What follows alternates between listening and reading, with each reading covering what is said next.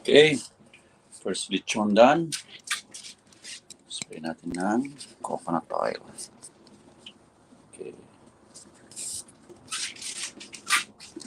Yari na to. That's it. Ating unang lechon for today.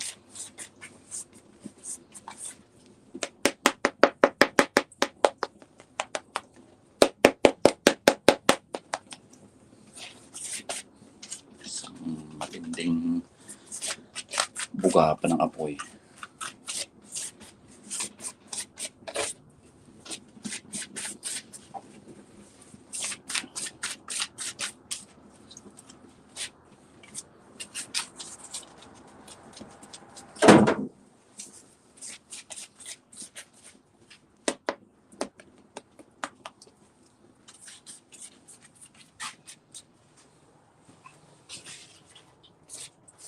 Lakasin natin for the last time.